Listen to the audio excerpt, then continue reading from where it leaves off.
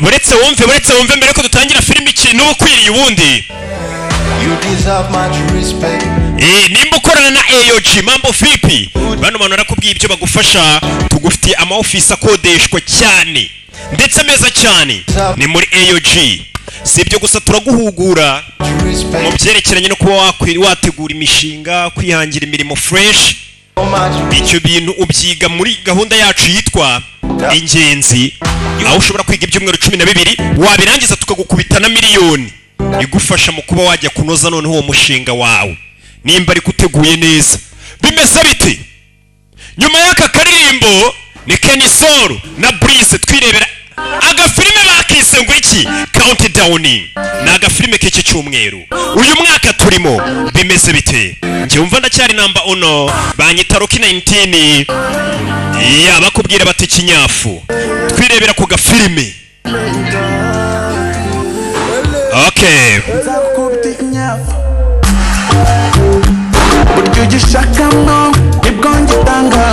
Kabagireho.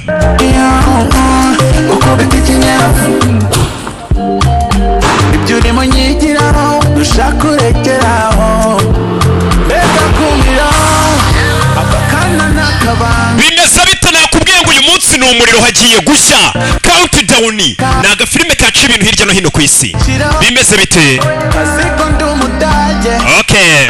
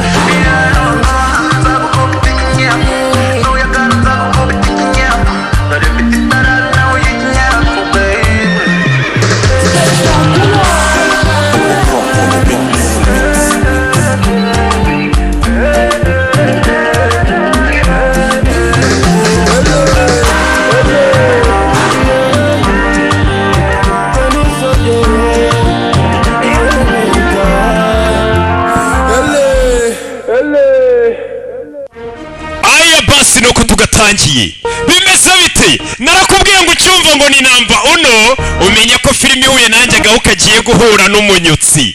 Bimeze bite? Nuko dutangiye. Urebe, iyi ni ya societe renzi. Urukubonye Universal, umenya ko abo bantu badasohora filime mbi. None ubayoherereje Rock Entertainment ngo abarimwe none muzagashyira hanze. Hey! Rega baba babizi. Nuko dutangiye filime yacu. STX Films na Rock Entertainment. Urebe filime yacu. Nuko tugatangiye.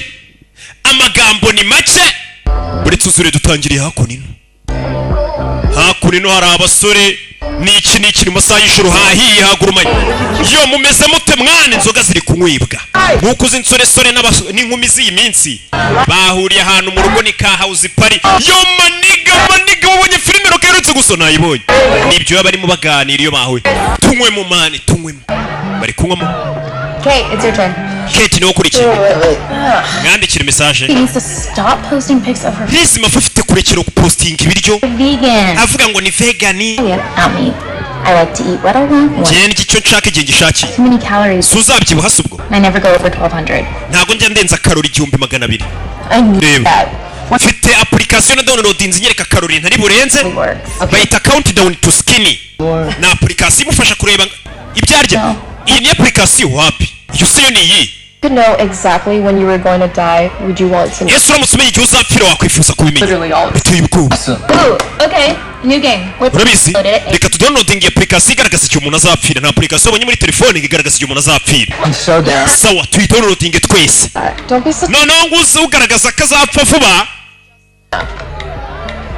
azajya anywa inzoga abana bajya muri telefone badownloading application wibutsa nayo downloading application yitwa Catches bacuruza iby'umwihariko cyangwa undi muntu ari wese ushaka guhaha no kugura na application igufasha guhaha no kugura bose baremera iyo downloading application arigiye kubwira tuyemeye amabwiriza n'iki bara downloading 63 years. jewe ngo nzabaho kugeza ngeje imyaka 33 32. jewe nzabaho kugeza mfite 32 Hello? jewe ngo nzabaho kugeza mfite 20 wa application irakubwira icyo downloading ikubwira igihe uzapfira. It says I only have 3 hours to live. Iyo application nyeretse ko nsigaranye amasaha 3 yo kubaho na application ugiye gupfa mani tunywa inzoga rero nkwa kurwunge na application ba downloading se Over here. nakuriye abantu mukeneye akazi Tells us when we're going to die and... to downloading application igaragaza igihe shiri wazapfira. Download that. Kuki downloading You better not kill my best friend. rebe It's ridiculous. muri abasiko wan Or... inywamo ngo inzoga dore niwo uzapfa vuba ngasigaranye amasaha 3 yo gupfa iyo kubaho nako shiri aho kugira bakunywesha inzoga reka nze kunywere He's not dead. amunywere Yeah. rebe na application bari kudownloadinga bya bintu nyine byateye nka kuri hari application ushobora gushakira akazi yitwa Catches mu downloading muri telefone zanyu sibyo ushobora kwishakira akazi kugurishirizaho guhahiraho utavuye aho uri. Umukobwa yazanye na sheri ni wa mukobwa ngo usigaranye amasaha 3 yo kubona application ariko buri ntago watwara wasinze Way better when I'm drunk. ugwara neza ubwiye unasinze I'm kidding. nakinaga Let's just walk to my house. reka tugende n'amaguru twananyweye. Please don't tell me you're so worried about that stupid app. utambwira ko uhangayikishijwe na bya application downloadinze. Sir, I'm not gonna kill you. ntago ndi bukwice ndabizi. Come on, let's leave the car here. reka dusige imodoka hano twasinze tugende n'amaguru umvisha umukobwa bano bakobwa nibo mba nshaka mpe nimero zabo. Fine. I'll walk by myself. urabizi njye ntago natwarwa n'umuntu wasinze reka ngende n'amaguru ni icyuri. Courtney, come on. shushu be umusore nawe rero kuva mu modoka yisindiye yananiwe. Fine. Get in the car. shushu be njira mu modoka wanatugenda Please don't do this. wibinkora Okay. nakubwiye ngo ndagenda n'amaguru wamase n'ubundi mwama ninja mwe nimukatuvu nahita yiyakiriza imodoka aragenda uzanagura iyawe narinda unitsetereza ku kanya muri telefone ye abona ya application ya download zitangiye kumwereka minota isigaye asigaranye minota 7 yo kubaho ndapfuye yabyitaho katururi na application downloadinze muri App Store cyangwa Play Store ye niki akomeza imbere n'umwana w'umukobwa yitwa Katine komeza imbere urebe inyuma ye niki urebe akomeza imbere hey! mu masaha y'ijoro kureba abona umugabo yarazi kamukurikiye yinjiriye mu modoka yaragiye. Umwana w'umukobwa umunsi w'ijoro kureba hano umuntu yabonye imbere ye hey! Nyagasani bakise countdown kureba hano ikintu habona buriya nijoro rero hari ukuntu ufite ubwoba wabona n'igituka kibonamo ishusho y'inyamaswa abona ni ibibi ibintu by'ibifuka by'ibishingwe bateretse ahantu.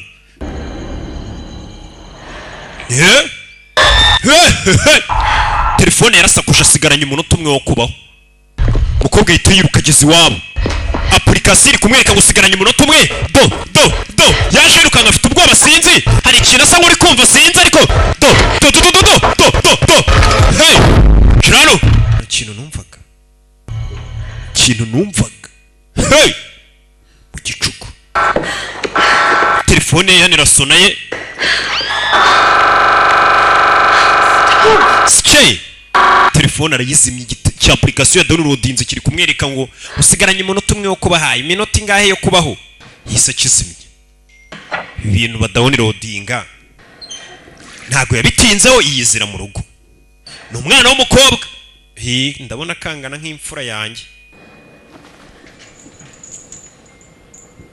igeze muri 10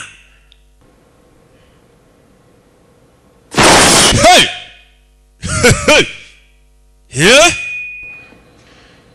hari mu nzu yafite ubwoba hawuzi kudownloadinga application ikakubwira tuwere gusigaje umunota ngo upfe niyo byaba atari byo ariko kuba nikabura kugera hano cyo yatangiye kumva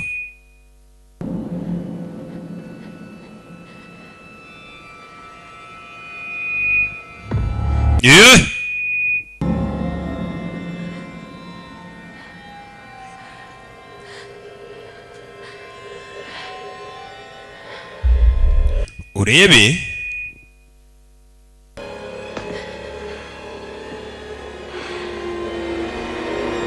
zano hari ibijwa akomeje kumva kureba ko kandi hari icyamutwaye nyagasani habura amasegonda 7 urebe hari icyamukuruye rimwe mutwe kuri lavabo bathtub mutwe nyagasani ya application gishyira mu masegonda kumbe dore wa musore wa wundi bari batandukanye we yari yitwaye dore nguyu yasinze bya bindi umukobwa amubwira ati ntugatware wasinze umusore kumba ahantu yagonze hari uruti rwaje rujomba mu mwanya w'umugenzi bivuze ngo nubundi yabatwaye uriya mukobwa uruti rwari ku mujomba rw'imodoka bakise countdown nuko baratumanuka tujya hasi kwa kundi ubona ngo 9 8 kangahe tuvera tugaruka yakore no ku muforomokazi mu kavuriro n'iki kari ahantu bimeze bite nuko twitangire filime yacu barakwereka yakore no umuganga wari uhari n'abaforomokazi ari kwita ku barwayi n'umukobwa ukiri muto zenguruka n'iki abahakaye n'ibya bitaro nyine Don't worry, she's one of our best interns. ntugire ikibazo uyu umwe mu baforomo bacu barenze imeze bite se n'umuganga umukobwa ari muri stage n'umuforomo uri muri stage kureba hano kumbe hari umurwayi utariye kandi uyu mukobwa nicyo ashinzwe kumenya ko abarwayi bariye umuforomokazi uri muri stage bonero gusuhuza abaforomo bose umukobwa yaje hano ni ku ruhande rw'inyubako bari kubaka Here, there's asbestos and lead and God knows what. kubera icyo ukomeza kuzanura cyari asbestos Okay, fine. Just one. Ntumunota umwe wonyine mbere icyo ni wa musore n'injoro twabonye sheri wapfa You. yakoze impanuka n'injoro yasinze ratwe yasinze But surgery can be scary, but bibaho iyo umuntu bari buze kumubagagira ubwoba ntabwo ari uko bimeze It is that, but nyine ni nabyo birimo ariko forget it. byibagirwa I'm a psycho. ushobora gukeka ko ndi n'umusazi you have to tell me. ufite kumbwira ariko Dangle the word psycho and not tell me. iryo jambo ukomeza kuvuga ngo umusazi ntumbwire risobanuye iki aramwereka muri telefone ya application nawe iramwereka Tells you when you're gonna die. iyi ni application ikwereka igihe uzapfira nawe arayifite yari yayidownloadinze Says the same thing. ntabwo bibaho nanjye ariko niko navugaga But it knew we were gonna crash. iyo menya ko ndi muze gukora imodoka Else in the car with you? hari undi muntu mwari kuba imodoka Because that app said she was gonna die in 9 minutes. yanze kwinjira mu modoka yanjye nijoro kuko yavugaga ati ari buze gupfa minota 9 isigaye ngeze imbere ndagonga igiti cyiza kijomba umwanya we She would have died, but she didn't, urumva right? nyine ntabwo yigeze apfa She did die. yapfuye ni wa mukobwa bakundanaga Midnight. yapfuye ijoro ryahise It knew, alright? It was right about her, and now it's saying that I'm gonna die during that surgery. none nanjye application hano irashobora kuba iri kunyereka ko ndi buze gupfa muri kumbaga App was made by some loser in his parents' basement trying to scare. iyi ni application yakozwe n'umuginga yicaye muri basement yo mu nzu y'ababyeyi be ari aho gusa yasamye Hey, Your minute's up. umunota warangiye tugaruke hano. Umusore yaje hano ari mu bitaro. Off limits. You can't keep going back there. Umva ntabwo ufite gukomeza usohoka ujya hariya. Minute. Urabizi bumuhaye umunota. Follow me. Nkurikira. Uyu ni umustajeri ari kwita ku barwayi. Kumbe kugera hano yasanze surprise. That's your test. Watsinze ikizamini. Bagwaye akazi bihoraho. Ubuno wabaye umwe muri twe sasa bakora hano kwa muganga. Uyu mukobwa nyine we yarari muri stage ariko yitwaye neza muri stage birangiye bamuhaye akazi. Yabaye umwe muri bo baje kurya cake baserebura. And my grandfather drank 2 cases of Coke a week and he lived to 94, so. Umva papa wanjye yajyaga anywa buri cyumweru nk'ikazi ya Coca ko yabaye hose imyaka 94 nanjye nta kibi byantwara. Why would anyone want to know when they're gonna die? I want to know. Hari application igaragaza igihe umuntu azapfira kuki se nabimenya. I don't think God Witwa countdown. No, God has a plan for all of us. Imana twese bidufite imigambi. Question when? Ariko ntabwo ari ngombwa tuyibaze igihe tuzapfira. Shit! I'm only gonna make it to 87. Mana application downloading irambwira ngo nzabaho kugeza nzapfa mfite imyaka 87. 57 years. Ngiye nzapfa mfite imyaka 50 ngo 7. 98. That's bullshit. Is it? I ran 6 miles this morning. How many did you run? Jerega buri gitondo nkora na siporo niruka mayiro 6 urumva niyo mpamvu umuntu azarama. Ni muganga uri hano. Wumfashe hari uwaje hakurino. Ndakina kurikira filime n'abaganga no bakomeje gukinisha ya application twabonye. 2 milligrams of Narcan? Quinn, grab me the OPRK. Queen izana OPRK. Bari biki abaganga ubwo barabyumva. Katururi. What is that? Counteractive drugs. Arabizi yafashe ibinyabwenge byinshi cyane. Come on, baby. Ntabwo arajya kure bazana igishinge. Do it now. Nimba urubikora bikore nonaho ibiyobyabwenge birakwica. Bazanye ikintu cy'igishinge n'umukobwa ngo ibiyobyabwenge byinshi cyane. Kuva doze nyine n'iki. Baragushitura. Baramushituye. So welcome back. We got cake for you. Kagaruka neza umukobwa turaza kukwitaho. Hey, easy. Gake gake baramuzanzamuye. Nta kazi nyine birirwamo n'abaganga. Umukobwa arangije akazi yaje guhindura imyenda. Umukobwa yitwa Queen.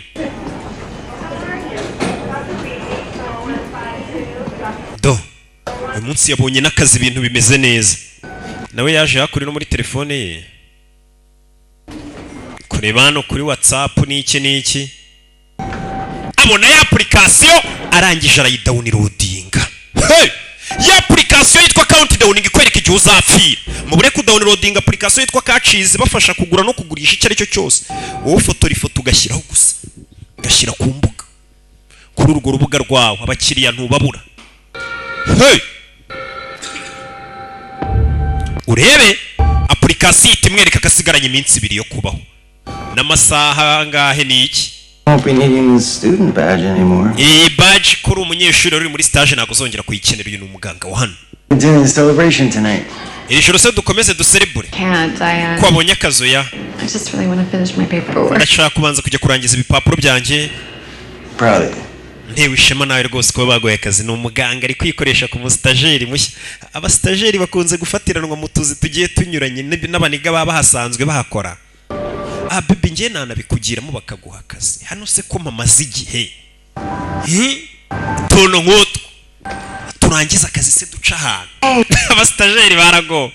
Muri Rock Entertainment njya ntanga stage nkabona bya kaboyi bisanzwe mu biri gushaka kwiteretesha ubwana na high stage. We na basavimi. I think I know where it is. Hey, can I call you? Umukobwa yaje hakuri ndaza guhamagara. Yimba mbabona. Papa cyangwa waragatsindwa ku bastajeri bo muri Rebo baje muka. Hakuri no. Masaha y'ijoro. Application ya downloading yamweretse ko ari iminsi 2 bya bintu nibyo birakora. Cyangwa urebe filime. Yaje hano muri iryo joro. Mu gicuko rugo yaje hano yinjiramo rutarurwe.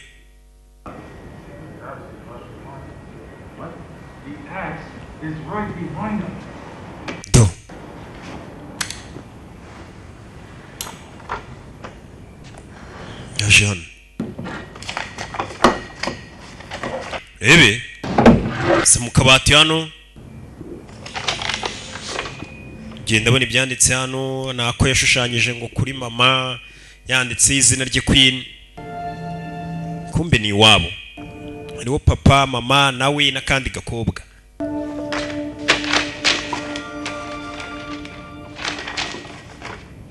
abantu kumbe yagiye arimo n'amasertifika ye n'iki cyo yumvishe hari icyo yumvishe mu kabati urebe hey! muri iryo joro icyo yumvishe mu kabati zana ubucece mu gicuku yaraje iwato kingurano urebe hey!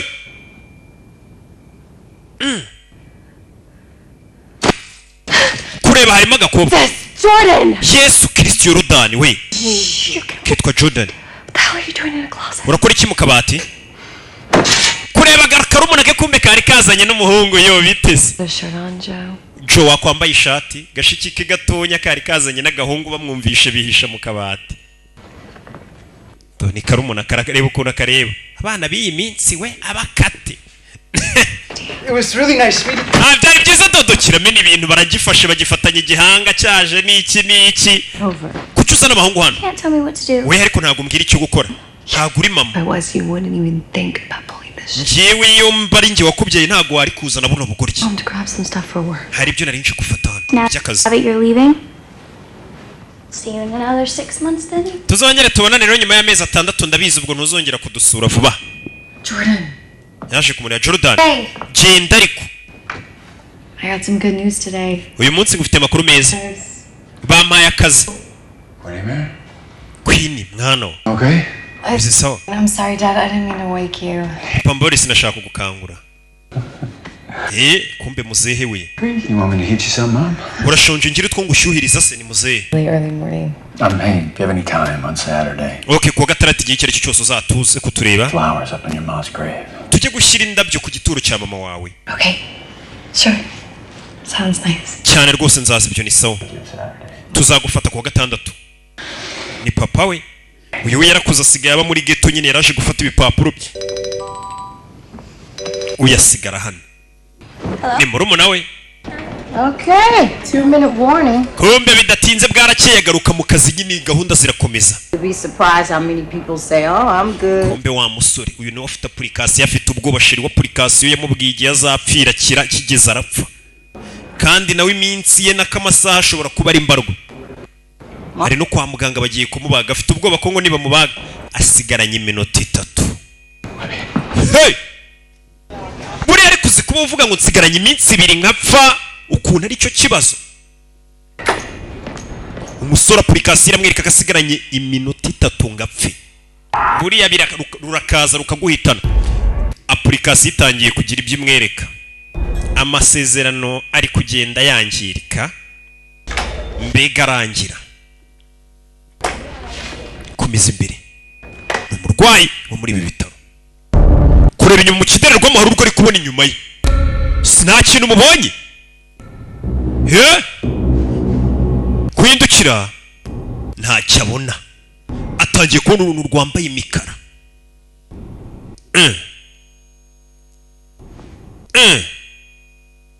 hey musore kureba inyuma ye abona ikirahure kiranamenetse umusore ahita yikanga za kunino ikirahure yari uruntu rwaciye rurakimena nyagasani hey imbago ziramujabuka hakunino hey kukanya kura kuri telefone asigaranye umunota 1 n'amasegonda ni application imwereke kwereka ngo igihe uzapfira ku kingurano hanze ati yo winjiyemo nta kongera gusubira inyuma ubwo umanuka kuri nivo ya mbere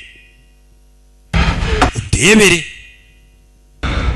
muri kano naga telefone muri kano yakasani do musore kurebana imbere ye koti ni we ni wa mukobwa ukoramo hano koti ni we dore isura umusore arikanga parikana do hari akaveo twumvisha urusaku telefoni yita imujabuka iparika hano amasegonda 2 segonda 1 mutwe kuri telefone kuri esikariye mama we nyagasani iri application menya iri serious nimbi kubwiye ngo urapfa saa 5 ubwo ni saa 5 abantu bose bahita unira udinzi kumeje kubibakora uyu mukobwa turi kubona hano nawe asigaranye umunsi umwe nimba atari ibiri. Kid from 237. Bigenze bite se ngo hari umwana wapfuye muri wari uri mu cyumba 237. Yahise amwibuka. Yibuka na application yari afite imubwira ngo igihe azapfira. Have they packed up his room yet? Mwapakiye ibintu byose byari biri mu cyumba uwo musore upfuye ya. Ngo yakoze imanuka kuri etage niko byiswe. It's okay, I'll take care of it. She can see what she wants. Iki ni icyumba cy'wa musore wapfuye reka nze mbigukorere mzema gusasiri. Sasa yatangiye kubyibaza uriya musore wapfuye rira mubwiye ngo afite application igaragaza igihe azapfira. Yaje muri telefone yarebeye kureba harimo password.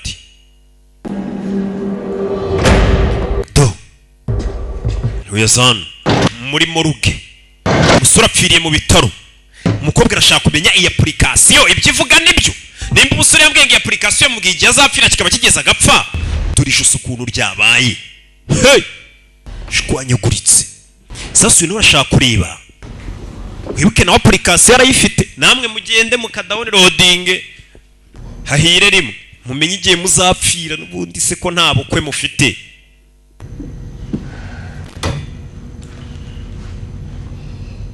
Fata telefone ayishyira kuri uyu mugabo arebe ko yayifungura. Ari telefone zifungurwa n'amaso, isura, urutoki.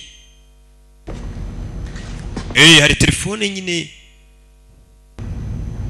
sa gufungura amaso y'umusore.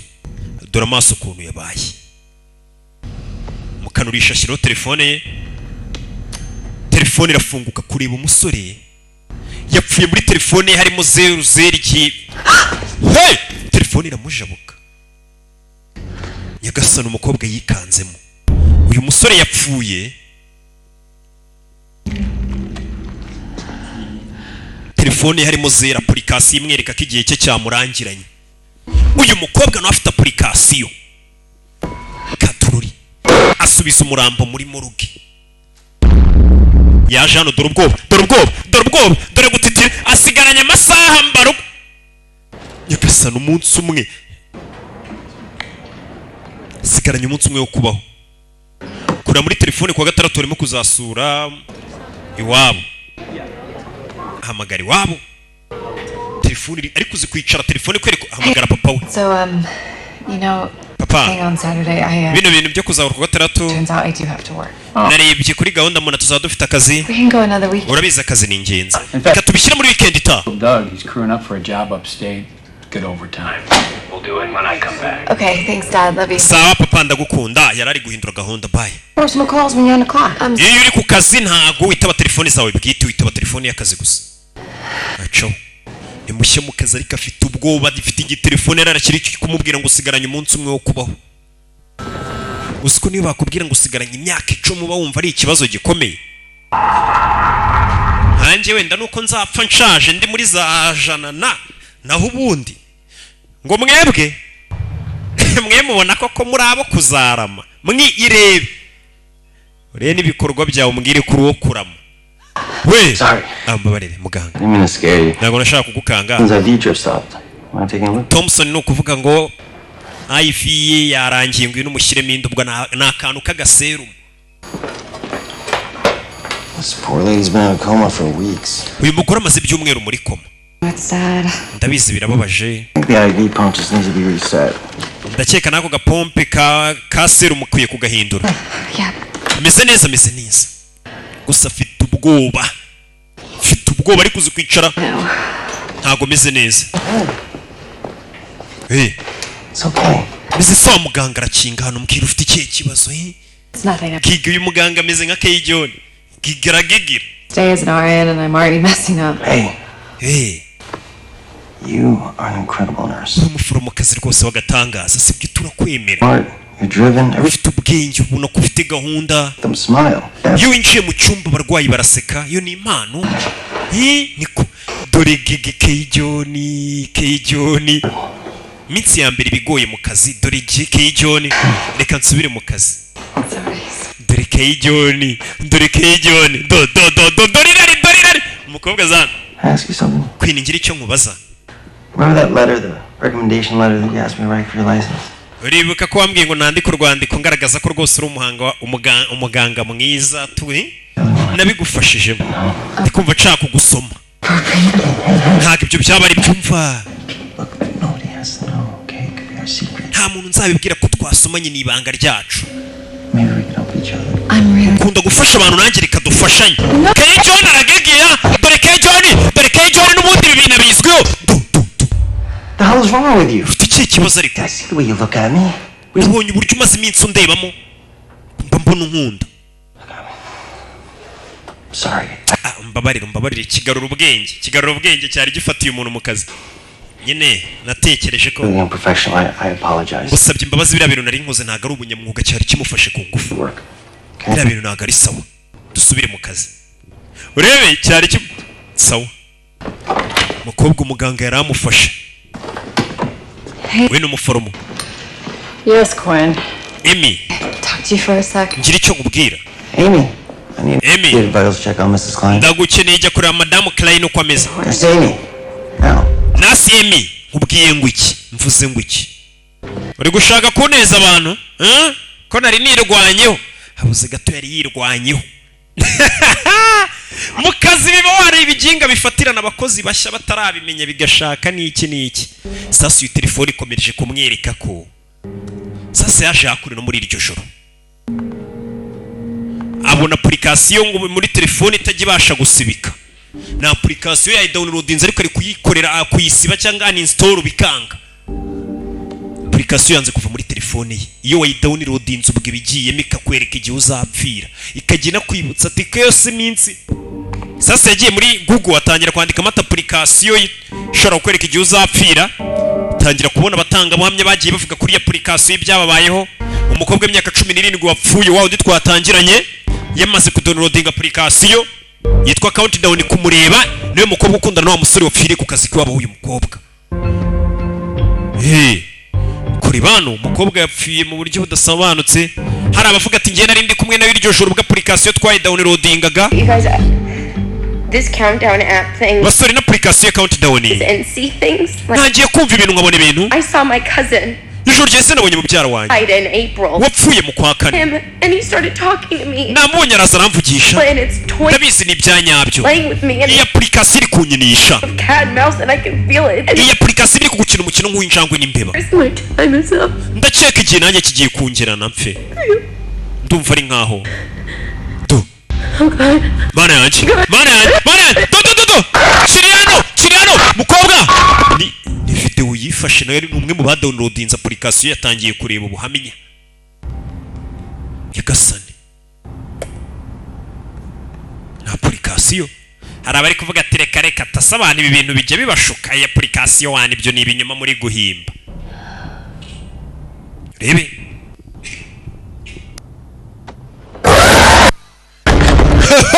Muri iyo nzu cyane itara.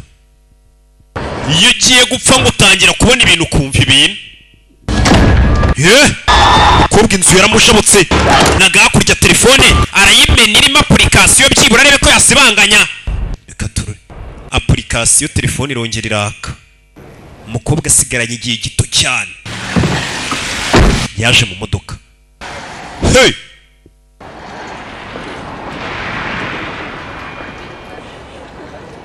Mfite ubwoba koko.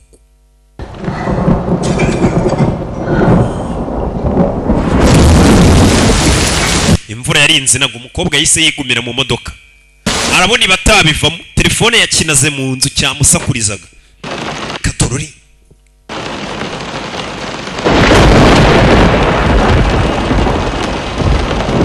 Imvura yaraguye aryamye mu modoka afite inzu. Nibwo mbabwira ibintu bya application mwirirwa mu downloading. Application dore ubundi ni imwe bayita Catches. Queen. What are you doing? Ukora iki? You get addicted or something? Bakwirukanye mu nzu buza y'inzu. Ni murumuna we. Jordan, hang on. Wait a second. I can't be Jordan buritse. out by a cockroach. Kumbu yazi jano. Wabona watinye nk'ikinyenzi ukajya kurara mu modoka. God. Abakobwa babaho gutyo batinya ikinyenzi ariko ntibatinya boyiro. Oh.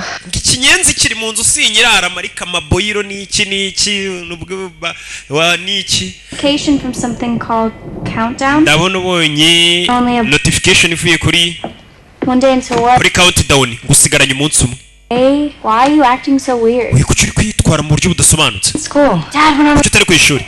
and since Papa yagiye mu kazi. stuck being babysat by Mrs. Talbot. Bansinyira madamu Talbot ngabari unyitaho. Jordan, now is not a good time. Jordan si igihe cyiza. When you're gonna die.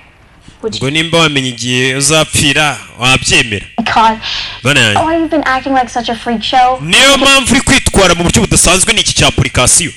Fake, obviously. Ni ikigaragaza ni application ya fake. Don't. Kanye downloading muri umuntu wanjye. Ufite icyo kibazo. You're stuck with Mrs. Talbot, but you can't stay here. Come on, I never asked for anything. I told you, it's not a good time. Njye nakubwiye ngo ntabwo ari igihe cyiza genda uri kumwe n'uriya mugore Talbot. Sister apartment. Don't do that. Don't try to make me feel bad to get what you want. Ntukajye utuma numva ndi umuntu mubi ariko kugira ngo nkore icyo ushaka. The night, we're definitely gonna be doing it tonight. Ibyo wasanze ndi gukora na Joe cyagiye tugiye kongera tubikoreye basanze mu kabati. N'abana. Gusa umwana we yaragiye kudownloading iyi application. Ukora hano hari icyamukase telefone yaramukase. Feri ya mbere yisaza hano. Kwa Yves kugura telefone. Put it down with such grace? What do we use it for primarily? Mostly. Yves ari hano ari kugurisha telefone. Yves ku iposta. Power in your pocket. Then NASA did when they put a man on the moon. But you use it for monthly texting on Facebook. This is why humanity's doomed. Okay, you know what? I don't need your smug text. Yves urabizi sinyeneye kunyiyemera unyereka kuzi ibintu by'amatelefone cyane amatelefone nigendere. Yves afite ukuntu yakira abantu ubona yigize uwa danger. You just lost yourself a customer, smart. Urabizi ubuze n'umukiriya ndigendeye sinzagaruka. Next. Ndabona undi mukiriya niyo wagenda abakiriya ni iryaguye. Okay. Nyeneye telefone nshyashya. These actually just came in. Yeah, sure, that one. Okay. Mukubita telefone. Just nshyashya. wait while I run the car. All right. Never mind. Uko kuri kuyifunyukura ntaranashyiramo ikarita yawe. In your eyes says you're a normal, completely sane person. Nari bari kubikora ngenda ndabona uri muzima. Oh, I want all new, everything new. Tugukorere na swap se uya ndashaka ibintu bishyashya telefone nshya. For cash, I can jailbreak it. You can have every app you'll ever need. No, I want. Ngo downloading irimo application se. Oya ntazo nshaka. Ni mu kaduka ko kwiposta ka kwa Yves. Arabanza rero muri telefone abona ya application yitwa Countdown ntayirimo. Aho ariruhutsa. Iri application yari mugeza aha. Anything else I can help you with? Hari ikindi nagufasha? Oya ntacyo. Okay. Okay. Next. Kukanya hari cyumvishe gisakuza. Kureba muri telefone ya application ya updatinze. Wiki niki? This app. Iyi application. Is it on there? Kubera ikiri muri telefone yanyu. Isi ngo iyi updating akigura di telefone kandi nayo ya downloadinze. And that you literally just turned it on. Okay. Njene ritsoka ya telefone mboni yisanamo. You just delete it. Reka tuyisibe. It won't Kwisiba. let you. Iyo application nagisibika. Yagasani. Just give it to me. Itupfa kumereza. Yep, Doc's Wireless. Please leave a review. Appreciate it. Hey, what app was she? Iri application yavugaga yitwa nguki? Umukobwa. Undi watangiye kuyibaririza. Ibaze kugura asigaranye amasaha 21 yo kubaho n'umunsi ni wuzuye. Hey! Yatsaka modoka yigire mu kazi. Subira inyuma. We jureba aho ugiye ariko afite stress ariko uzikwicara uvuga ngo nsigaranye amasaha ngahe yo kubaho. Biteye ubwoba. Afite stress n'umuganga. Kureba inyuma hari uruntu yahabonye rw'umukara. Kureba inyuma nanone nta rwabona. Nukuri wa musore urutse gupfa twararubonye. Kongera kureba. Muke twarabonye abantu bavuga ngo iyo ugiye gupfa ngo ubanza ukabona ibintu ukumva ibintu. Do. Hey. Ebano. Rwaro ntararubura. Ararubura. Hey! Do. Kandagira inyuma. Bongo umusore w'abandi wiparikiye hano. Turashize. Kigasani. You again? Wena none. You an idiot? Uri ikigoryi? You did to my Lexus. Reba icyo ukoreye niyo usuruka yanjye. Yagonze Kadafi. Niyo usuruka yanjye mwana. Let her go. Wereka uwo mukobwa agenda. Urabikora hiki? Ndabikora hiki? Leave and nobody gets hurt. Vano ugende nta muntu ubabare. You can stick around and find out that I'm all. Cyangwa ugume hano. Urebe ukuntu ndi umusasi. Where I just found out I'm gonna die and maybe Genda ubundi ngiye gupfa. man with me. So Byaba byiza mpfanye n'umuzungu man. Amahitamo ni ayawe. man, it was just a fender bender. Urabizi ni akabazo gato kari kabaye kuri niyuzuru kareka njye mu gatsata baragakora. You okay? Agiye kureba fisi akamukorera yari ku kinama. So am I. Ikibazo ufite nanjye nicyo mfite uyu musore nawe afite amasaha 18 yo kubaho. Hey, bahuje ikibazo bahise nk'abantu bahuje ikibazo baje kunywamo bahise baza gushaka urwunge nitunapfa dupfe turi horo buriya nubona ugiye gupfa uzapfa uri horo tu nibwo utagira ubwoba bahise baza Right, you know, it said the same thing to me. iyi application iri kumbwira ngo nagiye nangiza amabwiriza narenze ku mabwiriza nyine kuko hari gahunda uba ufite wabona ugiye gupfa bari kuhita bazisubika Well, murashaka kujya muri Antarctica only the government and the Illuminati have access to Antarctica. no kubera ko guverinoma na Illuminati aribo bonyine bafite access yo kugera aho hantu nibatuma tuhagera ni umusinzi utangiye kubabwira ibya guverinoma. There's gotta be something there that could tell us. You people need to wake up. baturage mufite gukanguka turamutse tugiye aho hantu leta iduhisha The edge of the flat earth. twahita tubona nk'isi burya itari itazengurutse ahubwo irambuye. Look at that user. hari umusinzi wasinze avuga ngo leta hari ibintu ihisha abaturage One to die. hari abantu nyine buri umwe asinda ibye And we don't accept it. No, that is wrong. Trust me. reka tubwire umuntu ayidownloading. Question for you guys. ufite ikibazo Any of you heard about this new app that tells you when you're gonna die? mwese mwarumvisha application ibabwira igihe muzapfira ra That's just what they want you to think. ibyo ntabwo ari byo ubwo wabona nawe ari byo guverinoma ishaka kutekereza It's fake. ariko umushotora abonye ari ikigabo gikunda kuvuga ngo guverinoma ibahisha ibintu ati wabona ubwo guverinoma yaraguhishiye application nawe ikigabo cyahise kidownloading. Camera, microphone, location. Yeah, it's fine, it's fine. User agreement, accept terms and conditions. amabwiriza uretse kwemera ayo mabwiriza niyo bashakaga gusoma amabwiriza About reading them first. ntukajye wemera ibintu utabisomye The application, yada yada yada. baje kubisoma ibirimo hano Accept the terms of his or her fate. ati umuntu ukoresha na application aba agomba kwemera ibigomba kumubaho ko atagomba kubihindura His fate will result in a breach of this agreement. ndetse nimba uyu munsi wari ufite gahunda ukayisubika ngo nuko ubonye muri application yawe ukereka amasaha uzapfira ugashaka kujya mu bindi uba urenze ku mabwiriza bano barenze ku mabwiriza uyu mukobwa yagiye ahindura gahunda niyo ari kujya kureba famiye ye ariko ukabona asigaje umunsi umwe wo kuba akahita agira ubwoba ati sindi bujyeyo aho ngo uri kwangiza amabwiriza n'amategeko y'iyi application kandi warabyemeye ujya kuyidownloadinga. Joe, don't agree to that. Trust me, you don't want to know. So no matter what we do, we're gonna be dead in a couple hours. umva uko byamera kose n'ubundi mu masaha make turaba dupfuye. Well, byiza byiza byiza Jer Bear's gonna live to be 91. bivuze ngo ngiye nzapfa mfite imyaka 91 hari abagira amahirwe ikababwira ati mwe muzapfa mushaje iyi application kiriya gisasu cyasigaye kivuga ati iyi application ahubwo ni umuti ntabwo iriya application buriya ngiye nshobora kuyidownloadinga ikambwira ati ruki wese ahubwo uzapfa kuzarinda n'iki bahise baza kwiyambaza padiri. There are spirits and then there are demons. twumvishe ngo habaho n'ibintu by'imyuka n'amadayimoni. You're an expert. Yeah, I mean, it seems like demon stuff to me. nanjye ndabona biriya bintu wagira ngo ni amadayimoni baje kwa padiri narababwiye ngo kano gashati k'uyu mupadiri mukanca Wait a minute. So mikoro yari injabutse. I'm sorry, but no.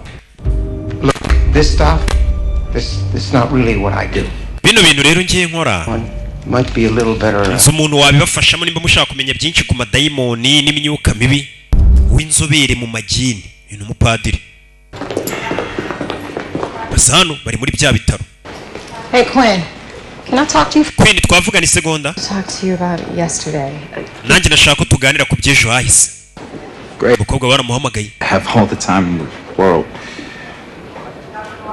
do Now I'm talking to myself. ntangiye no kwivugisha ndi umuntu w'iniga yazana nawe asigaranye igihe gito application iri kumubwira ngo indeba kure yawe irakwereka iki application iri kumubwira tusigaranye amasaha make ngo uca agaciro upfi. Yeah, hey, this one's taken. we urugwerero rwafashwe bakomeza kumubangamira. Buddy, I said this one's taken. Use shumi nkubwiye ko hano hantu hafashwe kurisha ahandi kureba hari umuntu uje muri wese yambaye ibirenge. another stall. mwana muto kurisha ahandi uyu ari kwihagarika dore inyuma ye mbonye akaguru agira ngo ni aka Fabrice cya gikinnyi uyu yaje hano gukaraba yumva umuntu uri kurira. You okay in there? meze neza mo indanira gasani Do you want me to get you some help? ngira icyo ngufasha. kumva umuntu uri kurira guhindukira hano rebe ni mu matoilette amuri ruhande aya matoilette imwe birimo igikuta n'indi irimo igikuta hari umuntu uri guca mu bikuta uca mu bikuta. Nyagasani yihagarara hano. Hey, urebe yasahani ibi ni ibikira. Ndarota ku kanya hari icyavunitse kirahindukira kireba inyuma. Urebe dore ibinono abyirebera. Amatara atangira kuvaho harazima. Hey, kurikire filime. Application yabaye application. Kasani musore amabere yikoza tonsa.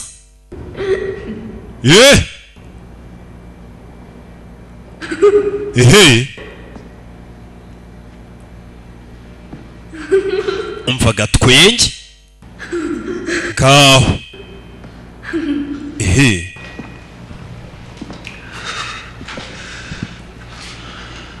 Katorori kugeramo hano mfite ubwoba unsheri. Nyuma ye nta kintu muhabona. Mati dore agasura kavayo karamuniga.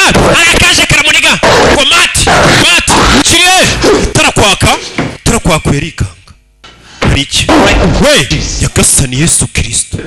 We biti abahungu burasura umujyi babanywera bega. Sasa bamuzanye hano. Uyu bamuhamagaye hano. Inama yo ku kazi yateranye. Wa mukobwa wacu kuyeni ni umuhungu wacu. Uyu ni Devan Bruce ni ukuriye abakozi. And you know Dr. Sullivan. Dr. Sullivan uramuzi. K. John Gigi. What happened? Yatubwiye ibyabaye. Yes, Gwen. Wavuze ibyabaye yego. I felt obligated to come clean and tell. Numvishe ari ngombwa ko nababwira ukuri bose abayobozi. Doesn't have to destroy anyone's life. Ariko bino ntibigira ubuzima bw'uwari wese byangiza. Understanding, that's all. N'akantu gato kabaye ko kutamenya mbabarire. Thank you. Urakoze. But you cornering me in my office like that. Ariko kongera kumfatirana ndi muri office kuriya ntabwo byari sawa. Cornered you. Je nakwibambyeho no kwiziritseho. To be embarrassed. Ntabwo ari ngombwa ngo wumve ko wasebye. Ndagira ngo ibintu tubirangiriza hano bitazamuka. You can't be too cautious. I have to protect myself. Ariko nanjye mba ngomba kwirinda.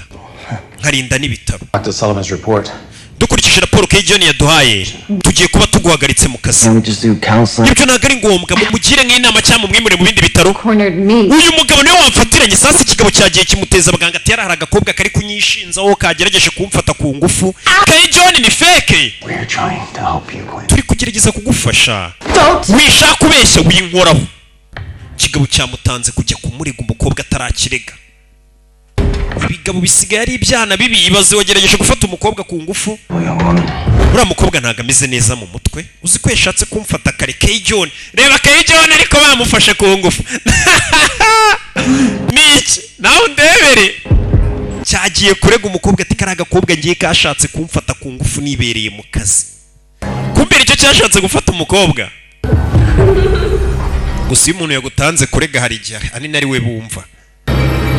Ariko binabaha abakobwa bajya bashaka gufata abahungu da. Buriya abahungu ubwo twaranagowe. Nabyo bibaho. Leta ibe hafi. Noneho abasore beza nkanjye b'amabogari. Nka leta ibikwiye kujya iduha nk'abapolisi babiri buri bogari n'umusore. Kuko amaninja ari hanze ejo bundi ibintu yarankuriye. Leta ndaza kwandikira polisi y'igihugu nyisaba abapolisi babiri bo kundinda abakobwa bashaka kumfata ku ngufu. Ngoroki ngo ni bogari ngoroki wacu ngaho. Hallelujah. I'm starving. Baje kureba umupadiri hano bari kwinywera akababa karyana akarisha Eucharistia. Wizera mu madayimonera? Wizera? Cyane. Know how hard this is to believe? Ndabizi bino bintu buryo bigoye kubyizera. It's hard to believe. Yego nibiragoye kubyizera. True. Ariko njye nifuza ko byaba ukuri. Of course, but demons, woo! Amadayimoni mwana! Got me into the cloth in the first place. Njyewe amadayimoni ubundi niyo yanzanye no muri kano kazi k'ubupadiri. Bible? Oh yeah, uzi ko mu bitabo 27 bya Bibiliya amadayimoni avugwa ahantu 19. I love this stuff. Man, njye ibintu by'amadayimoni ndanabikunda. Ultimate graphic novel. Ubundi Bibiliya imeze nka novel zindi zisanzwe. This old story from hari inkuru ahubwo ya kera nibutse rekanye babwira amadayimoni ni umupadiri uri kunkura umujyi hano arurisha Eucharistia baba na Eucharistia ngo birajyana. ndebe Yes. azana n'igitabo Young prince. hari igikomangoma rero A much beloved king. papa we rero Brink of death. Oh. ubwo yaragiye gupfa amusigaho Shape, it was up to the prince to lead the army into battle. ariko nanone icyo gikomangoma cyagombaga kuyobora abasirikare ku rugamba Woman. And he arangije ajya kubaza umugore wari umupfumu survived the battle. aramubaza ati ''Ese uru rugamba ngiyemo nzarutsinda?'' The number on it. uwo mugore uzi ukuntu yamubwiye Is the exact moment. yamubwiriye neza neza igihe umunsi azapfira amuha agasopo ati ariko ubwo nkubwiye ko nimba uri bujye ku rugamba uzapfa ntuze gukwepa urwo rugamba icyo gikomangoma kirabyemera uzi icyo gikomangoma cyakoze cyari kimaze kumva ko kizapfira ku rugamba kiyoboye abasirikare yoherejeyo murumuna we kugira ngo ajye ku rugamba ariko murumuna we ntabwo yapfiriye ku rugamba ahubwo murumuna we yagarukanye intsinzi ku rugamba wacyo cya kigwari cy'igikomangoma gisubira kuri wa murusikazi baramubwira ati nubwo wagerageje gukwepa urupfu bakubwiye ko uzapfira ku rugamba ariko n'ubundi urupfu rurakuzira aho wagiye kwihisha hose gusa icyo gihe noneho haza demoni bita Ozin imba bakubwiye ngo nutega iriya bisi uraza gupfa ukanga gutega iyo bisi kugira ngo utayipfiramo noneho yizira demoni ryitwa Ozin akaba ari ryo rikwica bano bikanga bivuze ko bakwepa kose ntibajya ahantu hari butume bapfa haza demoni ryitwa Ozin akaba ari ryo ribica. I don't know if I could just see the code. I would think I would know for sure. You mean munyereke code sibyo bintu ndebe. How to do that, or do you guys know someone who could? Ntago muzi umuntu se wabasha gutrackinga nyina akinjira muri ibyo bya application b'abantu baba bazi ibintu by'ikoranabuhanga bakayihakinga. Tukaribundi application ikoze mu biki. Dore kumbe yivavuye ku iposta gucuruza udutelefone. Niki yive n'uruhara. We are closed. Twafunze. Could jailbreak my phone? Does that mean you know how to hack into an app? Ubwo ambwira ngo wakwinjira muri telefone yanjye karumaze kuyingurisha ushobora no guhackinga application cyane. Sorry. Already running late to my Tinder date. Umva hari agakobwa tugiye guhurira ijoro ngo bahuriye kuri Tinder. You really want to impress this? Yiva ko gakobwa urashaka kuza kukemeza? Has a $2,000. Fite ikarita iriho $2,000 ndayiguha. Has about 300 left. Ngeriho nka 300 turayaguha ariko duhakingira iyo application. Application iri kubereka igihe bazapfira barashaka kuyihakinga. Ive ku mafaranga namwe muramuzi. Sorry, it's just gonna be amafaranga inzoga n'abakobwa. Azan. And I cannot wait to see the real thing in person. Okay, bye bye. Ndaza rwose nari guhamagara umukobwa. Mbaye iminota 15. Right here. Application dore ngiyi. The countdown app where it tells you when you're gonna die. Iyi ni application iri kubwira igihe uzapfira. Download it. Why downloadinze? Your hysteria piques my interest. Urikije uburyo itwaye cyagiye kare nese nyi downloading. I mean, just a random number with a countdown? It's not very scary, though. It seems like it worked on YouTube clowns.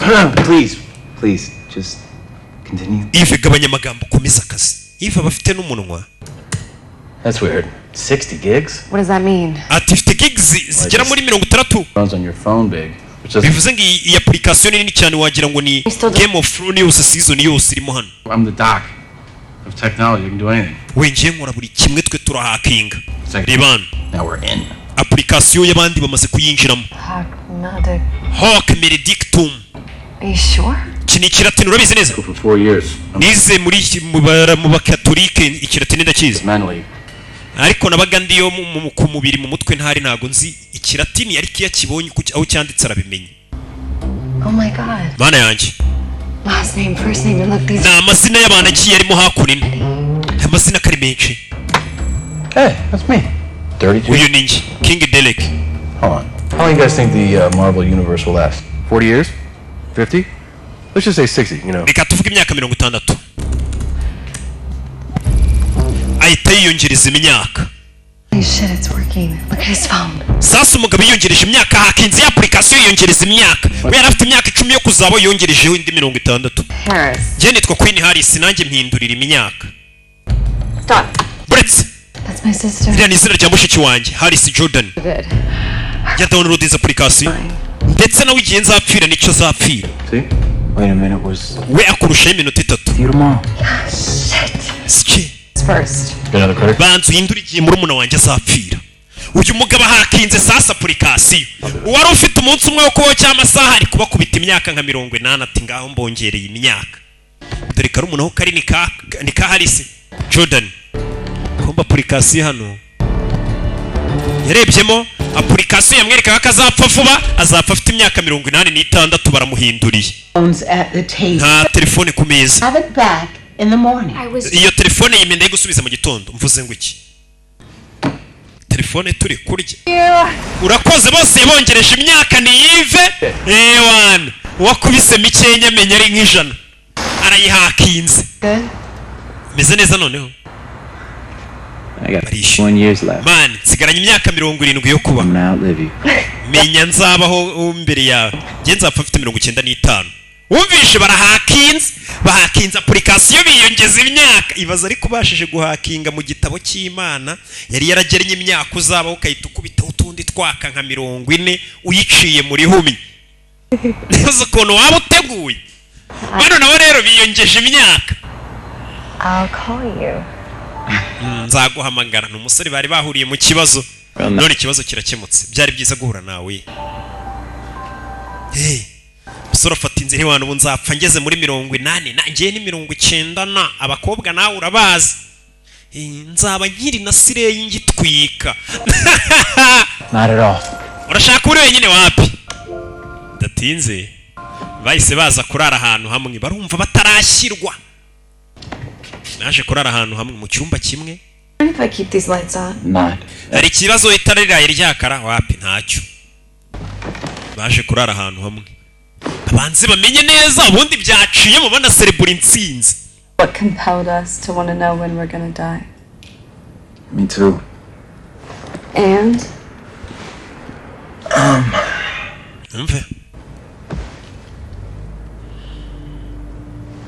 When I was 10, Mfite imyaka 10. my little brother Jeff got really sick. Umuvandimwe wanjye Jeff yararwaye. Practically lived at the hospital. Ku buryo twari dusigaye tuba mu bitaro. They could only focus on Jeff for those 2 years. Ababyeyi banjye bamaze imyaka 2 bita ku murumuna wanjye wari urwariye mu bitaro. Muri icyo gihe nari mfite murumuna wanjye ishyari kubera ariwe bitagaho cyane kubera yari ari mu bitaro. Yari afite igipupe rero nakundaga murumuna wanjye. Stupid robot dinosaur. Ni igipupe cya dinozoro. I took it. Murumuna wanjye asinzira umunsi umwe ndakimwiba. My dying brother's toy. Ibaze ko nibyo igipupe cya murumuna wanjye wari urwaye yenda gupfa. He looked up to me. Arangije arandeba murumuna wanjye. And I'm the one that gets to live to be 95. Arapfa none dore ngiye kuzabaho mpaka ngeje imyaka 95. Wari ukiri umwana. Weyose. My mom. Njye ni mama wanjye. Bari kuganira udukuru twabababaje. In our family. But she was tough. Macho yarakomeye muri famiye. On one of the many nights I was grounded. Hari ijoro yari yambwiye ngo sinze gusohoka mu rugo kandi inshuti zanjye zifite ikirori. Njye nari ndambiwe uwo mwanda wa mama wo kunyi mu ruhushya kandi abandi bana hahiye. Iryo joro narasohotse mu rugo ndagenda. Njya gutwika. Mama wanjye. She went out looking for me. Nawe arangije asohoka mu rugo ajya kumpiga kuko nari natorotse mu rugo. Drunk driver later. Nyuma yahuye n'umushoferi wasinze. She was dead. Bakora impanuka arapfa. Amakosa saa yawe. Hasi umwana yumva yishinja amakosa kuko yari yakuyepye mu rugo, mubyeyi akora impanuka imibaho yaje kumushaka. Ni handi umuvuga ati burana ingiye wabiteye, iyo ntajya kuzerera ntago mama yari kuza kumpiga ngakora impanuka ariko sibyo. Iyo rwaje rubarwaje. I don't usually jump into bed with girls that I just met off. Ubusanzwe sinjya mura n'abakobwa twahuriye ku ma application. Because of it. Ahako twahuye kubera application. Ya application nababwiraga bita Catches bura ubasha no gucatiraho. Bidatinze baje kuryama hano. Matara. Tangira kubajabuka.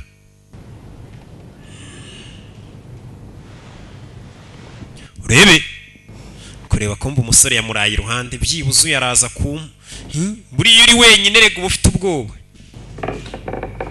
Ukanya. Cyo yumvishe. Mati byuka. Mati we. Uyavuye hano. Yo, are you calling my name? We uri kumamagara kumbe Mati yari kurebana ikiboko cyari. To. Agasani. Turashize. Hey. Relax. Tuza kwini tuza. zari indoto mbi yumva ya telefone iri gusakuza uya ako kanya kura muri telefone amasaha asubira hahandi yarari bari bayihakinze nanjye byasubiye hahandi Yesu Kristo Jordan na murumuna wanjye Jordan ubwo niko byagenze kombe mukecuru dengo yarasinziriye Queen ari guhamagara murumuna we Jordan karumuna kena kubibuka amasaha yo gupfa ubwo nyine ibyo bari bahakinze bihaye imyaka 80 telefoni basubije inyuma basubiza kuri ya minota yabo miki isigaye ngo bapfe nimba atari udusaha nkatungaye telefoni irongeye irihakingura isubiza ibintu uko byari bimeze rebe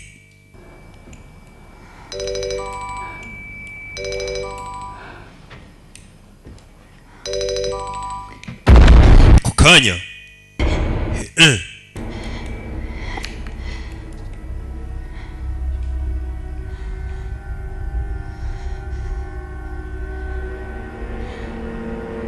mwana ya Jean ni Jordan nawe yari ibyo atangiye kumva mu nzu urebe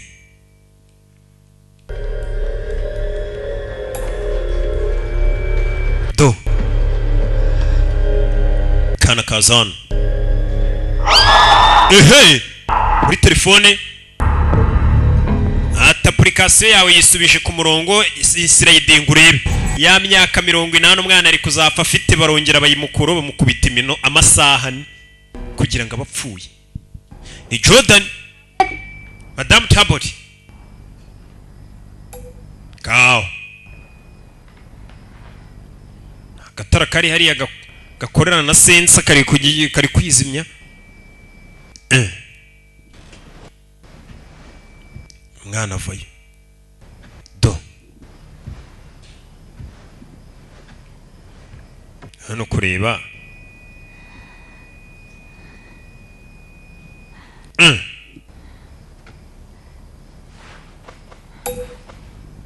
gira gutya gatarakaraka rebe mwana kinga hano yitonze agatara kariyatsa kandi nta muntu uhanyuze ubundi ntibibaho gwenda ukirana umuryango urakinguye kandi wari uwikingiye yagasane mwana yikangamo mwana yikangamo munsi y'igitanda feri ya mbere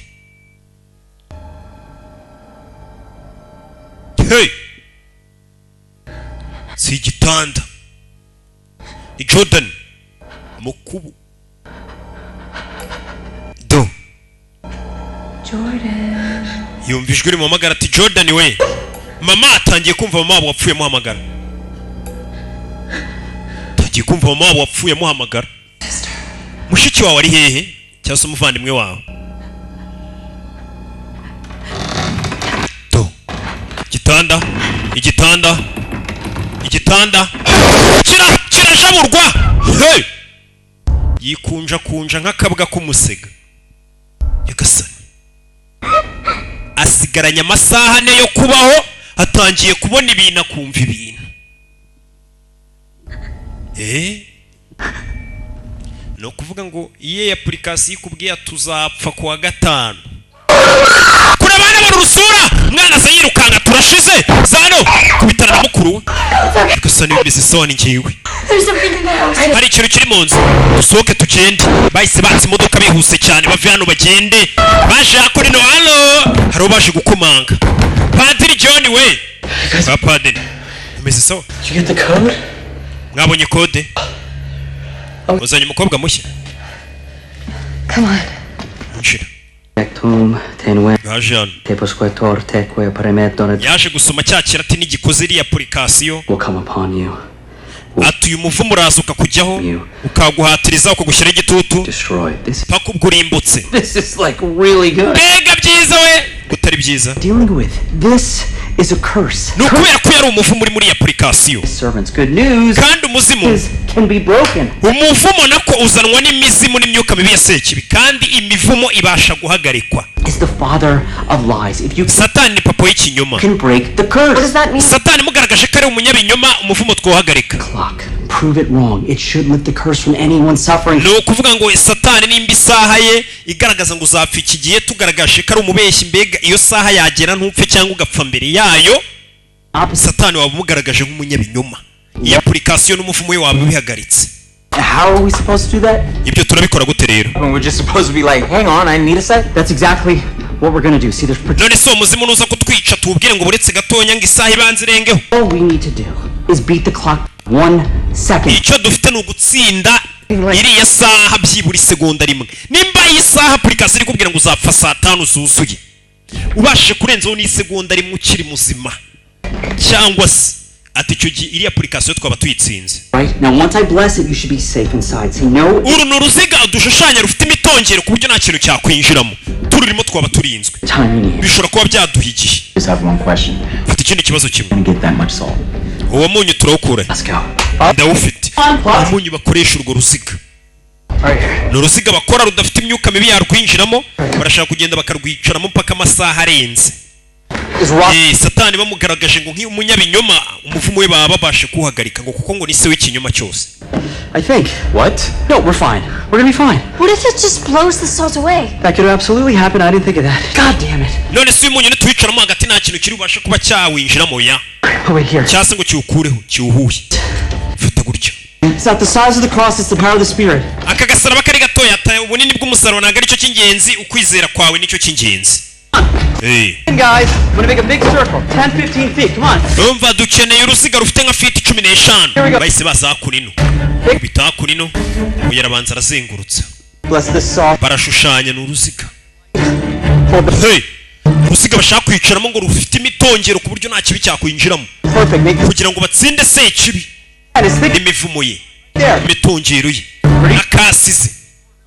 No kuvuga ngo nimba bari bupfe saa 5. Okay, how much time? Kurenzaho n'umunota umwe cyangwa isegonda Satani baba bamugaragaje nk'umunyabinyoma basigaranye iminota 2 ngo bapfe. Kasa. Right? Correct?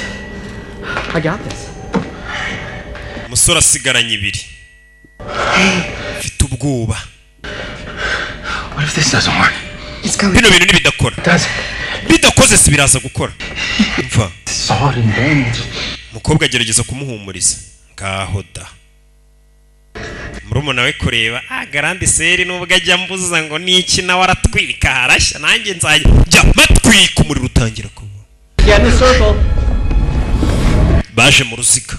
None ruziga ngo nta daimoni ryarwinjiramo rufite umutongero. Kwene mfite ubwoba nanjye. Buri muntu nakubwira ngo afite ubwoba ntukajye umubwira ngo nta mpamvu yo kugira ubwoba. Ababona utari kumwumva. Uramubwira ati nanjye ndabufite ariko nta ribi. Kamwereka ka ubwo muri mu kibazo kimwe. Bintu bitangira kumanuka padiri akuraho umusaraba uyu mupadiri.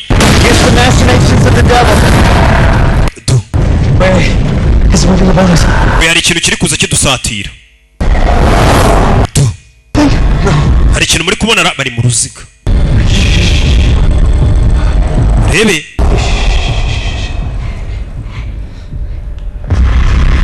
Nyuma yabo. Hey! Nyuma yabo bikangamo durikiri. Durikiri. Dore rwa ruziga kiri kurukoraho kigashya ntago cyarwinjiramo. Bararinzwe bari muri ruriya ruziga bararinzwe aminota ishobora kurenga.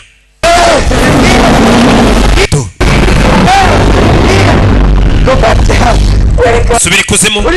Kigiye kigiye. Runo ruziga barimo ntago cyarwinjiramo. Bumvisha urusaka amatwara ameneka. Bumvisha urusaka amatwara ameneka. Matizimye icyo gitelefone. Nyuma ye Mati abona igikinisho cyiza kimusanga cya Godizira.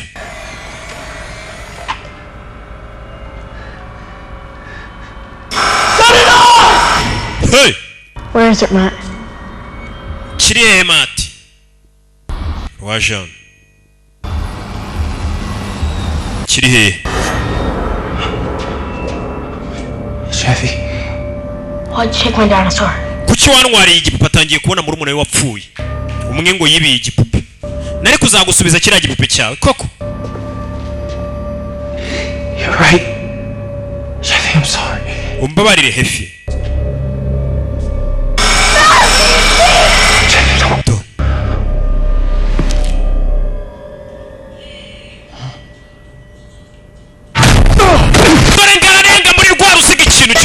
kiramukurura gifite ukuntu kinabarangaza Mati cyaramutwaye uyu nawe gukurikira biramugwira arakurikiye kandi ari ahantu bari barinzwe uyu nawe arakurikira ajye gutabara mukuru we undebere basohotse muri rwa ruziga bari barinzwemo ruriya ruziga ubundi yo minota bari gupfira irengaho n'isegonda rimwe bari kuba bameze neza Mati Let me go.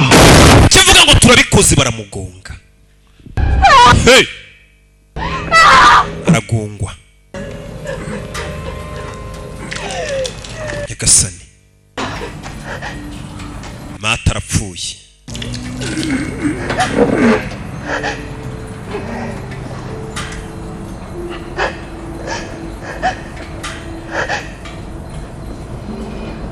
ngaho ndaza kukubona vuba bidatinze nawe arabizi ko mukanya ari bupfe Queen He's gone. yagiye I'm so sorry. babarire No, it makes sense. It was his time. no birasobanutse igihe cye cyari cyageze vuba bidatinze ni igihe cyacu wivuga gutyo mwana I want to, but you just saw what happened. Oh my God. You bleeding? Tururi We need some help in here. We need a wheelchair. Quinn, what happened? yise azana umwana no kwa muganga cyari cyamujombye We got her. wari ryavurira nakoramo No, please, please. Queen winsiga I will be right there. nta hantu ndi bugenda abandi hano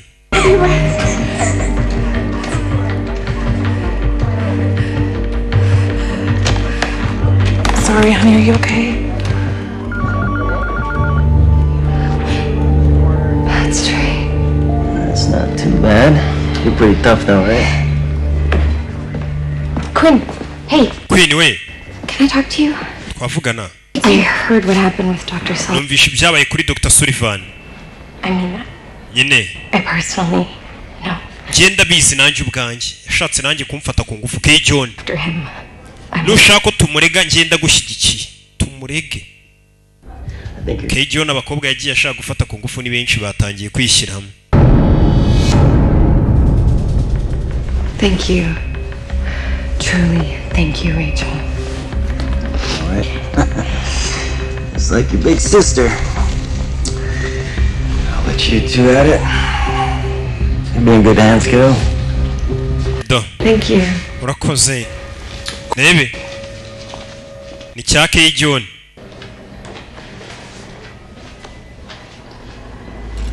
asigaranye iminota 18 uyu You okay?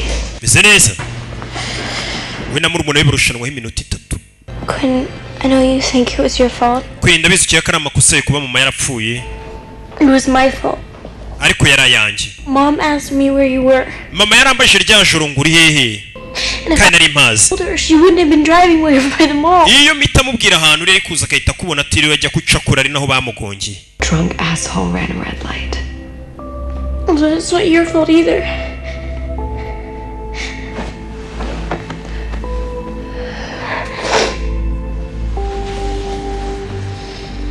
I think Mom would be happier spending our last few minutes together. ndakeka iyi minota ya nyuma iraza kuba ari myiza twishimanye hamwe Wait, Quinn. Queen Trust me. nyizera Quinn, what are you gonna do? ugiye gukora iki Queen ngo hari ibyo agiye gukora turi mu rukerera saa 11 handi ziba zibura saa 2 Saving lives one day at a time. Okay, honey, I'll let you get back to work. I love you too.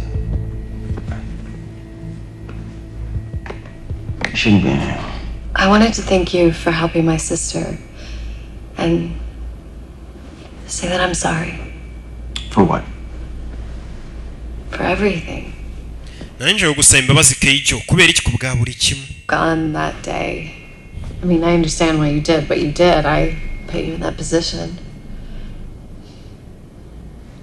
If only I had followed through with how I really felt in that. cyagiye buri rero ubwo buryo niyumvagamo iyo nza kumvira umutima wanjye hari kuba haranahiye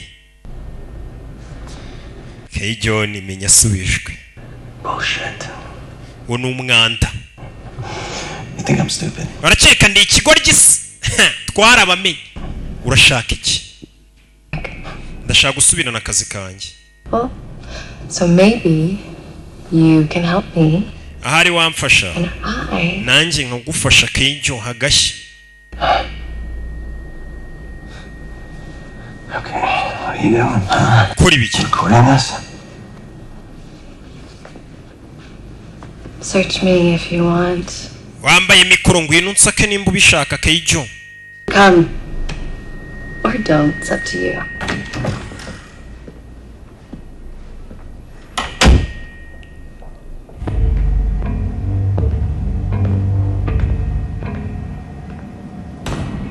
Twasize abo.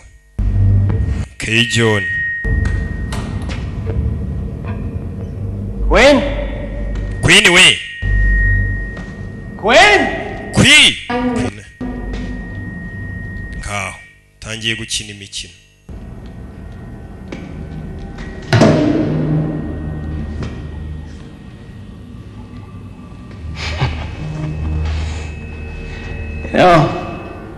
Abizi? Ntago ndi bukubeshye. I didn't see this one coming. Ntago nzi ko hazashya we. Haragurumanye dore Keijo ngiye harakenda mwari mutaye.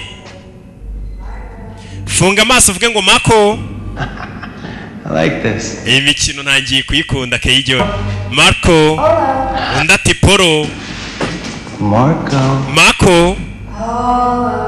Poro. Umukobwa nakavuga Poro sinzi ikintu uriya mukobwa ashaka. Marco. Mukobwa afite akayuyuza amaninja muyitondere. Keijo ni ninja muteze iki hejuru ko kanya Keijo bamushyiramo bice bini biki ni morphine ngiye kukwica inshuro 3. It's either him or you. Nadapfa niwe uri bupfa ataramwicara uwo mukuruye ari wakuriye Keijo wabonye cya kindi kiramutabaye biraza gukora bo ikintu bashaka no kugaragara after application ndamutse mwishe mbere y'isaha ye Satani twaba tumugaragaje nk'umubeshyi na application n'umuvumo wabo uhagaze. Sasa umukobwa ikintu atekereje nicyo Keijo ni application yamweretse kazapfa shashe. Uyu mukobwa bashije kwica Keijo yabagaragaje ko iri application ya Satani ari y'ibinyuma umuvumo wa Satani wose wabo uhagaze. Mbega niyica Keijo arabasebeje Satani arabishobora kwica umuntu mbere y'igihe cyase kurenza igihe wagombaga kubaho byahagarika uno muvumo. Icyo umukobwa ari gukora Karumunaki aramutse yishe Keijo ya muvumo wahita uhagarara wa application. Kuko application ya Satani nimba ari nawe abayavuze ati uzapfa ushaje ugeze muri 80 ukahita upfa none ahungana kuri ya Keijo ngana. Urumva icyo gihe umuvumo urabuhagaze. Umukobwa nicyo ashaka arashaka kwica kuvuguruza Satani yica abantu Satani yabwiye ko bazapfa bashaje bice bapfe bakiri bato. Igumi kuryinyo gigisha cya gigi crazy bitch. Bicho y'umusasa that thing, huh? Birabyari biki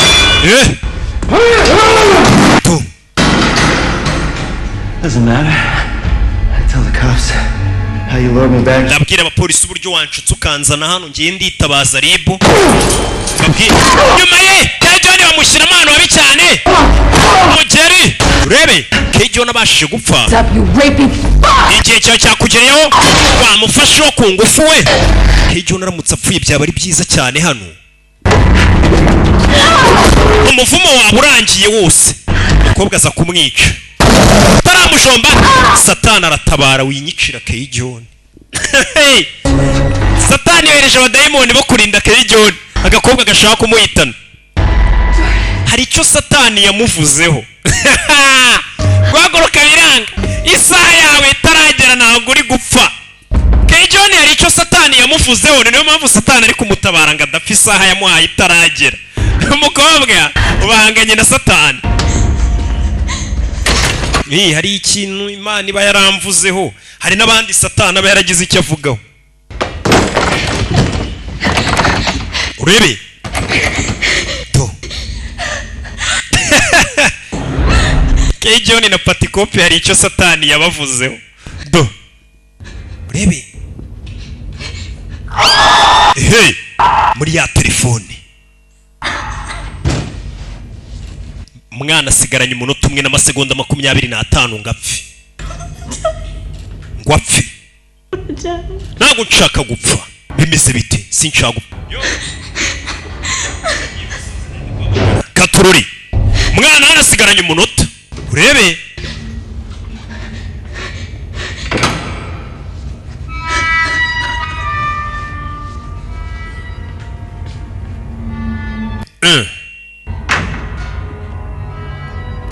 muri kariya baby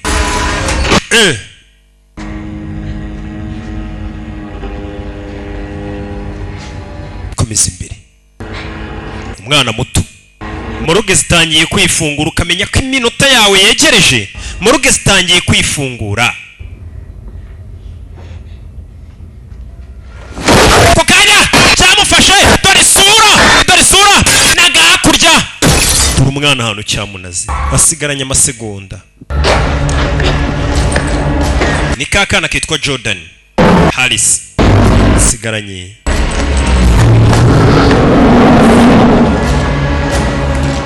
masegonda make cyahageze ngiyo wakomeje kugenda ukwepana wari kuzapfira bohereza daimoni bita Ozini kuba turi daimoni bita Ozini iryo rikuyicira jya kureye cyangwa niyice nta mukobwa yishigiye kitaragera nacyo cyaba ari ikibazo ndagukunda Jordan yarashaka kwiyica nawe ubwe yishigiye kitaragera yaba yangije uwo muvumo wa Sekibi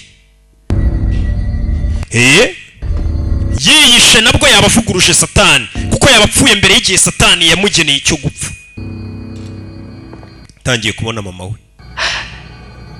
we wapfuye mbabarire narindi kugushakisha ndabizi ndagukumbuye mama nanjye ndagukumbuye mwana wa ngwino hano sike amasegonda 23 umukobwa yashaka kwica kugira ngo avuguruze uriya muvumo wa Sekibi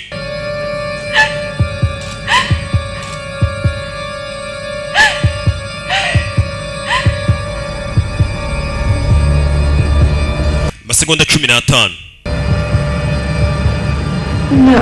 oya twarabamenye ntabwo ugikontorora umukobwa ahita yitera imiti mwica ngo nukuvuga ngo apfuye mbere y'igihe bivuze ngo bikuyeho umuvumo wa Sekibi uwo muvumo uravaho cyane agufaho urumva kwiyica mbere y'igihe ubugaragaje ko Satani ari umubeshyi kandi kuko ngo ni nabyo ni se w'ikinyuma cyose ukanya umukobwa kijomba urushinge yarazamuwe murumuna wabireba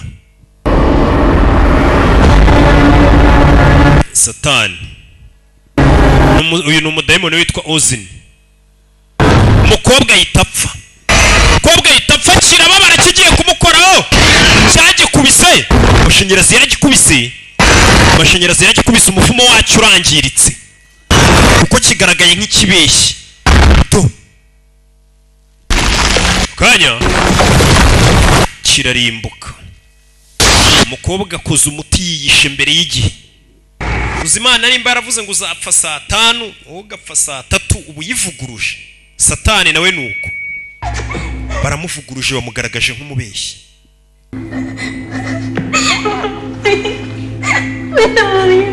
ndakwinginze winsiga ni karumunake ndakwinginze winsiga ni Jordan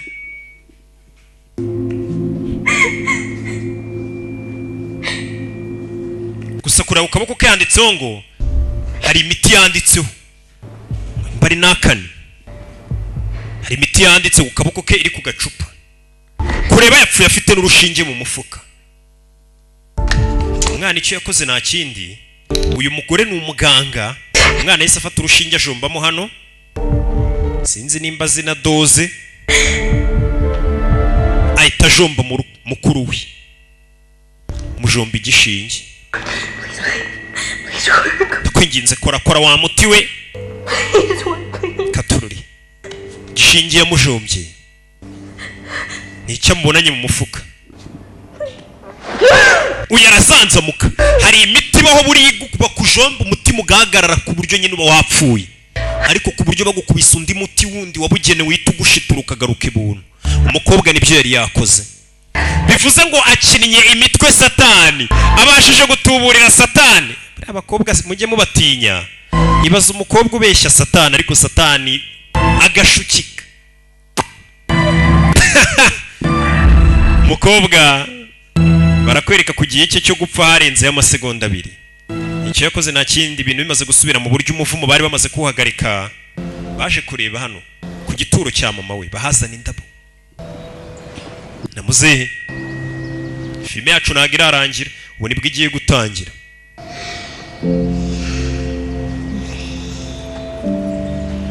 Twigendere. Muzehe n'abakobwa be 2. Oh my gosh. Mana yanjye. 3 more women came forward about Dr. Sullivan. Kay John bamukatiye kubera hari n'abandi bakobwa 3 baje bamushinja ko yagiye bafata ku ngufu. No one else is going to get hurt. Nizishimiye ko nta muntu uzongera kubabara. How's Quinny? I have to stop at the hospital first. You want to come with? Mfite kubanza kujya ku bitaro mbere na mbere, murazi tujyane. I'll see you guys at home. Tuze kubonanira mu rugo. Mukobwa ari hano hari aka message yakiriye. Uraza se cyanaguze. Kureba noneho application ivuguruye irenze kuri imwe ya mbere yise yikubita muri telefone ye. Bisobanuye ngo ubwo nimba ari igice cya kabiri nzabamenyesha. Gusa ntago umukino urarangira. Yagiye kubona application none ije yisumbuyeho. Yari rocking ibisanzwe amuzi ntago amugereranya. Abamumenye ntago amushidikanyaho. Ciao mbibutsa mukeneye guhamagara zino nimero mugasobanukirwa byinshi kuri AOG. Ndetse muze mwige. Abakeneye gukodesha ama office turayabafitiye ku biciro byiza cyane kandi ama office y'ubwenge.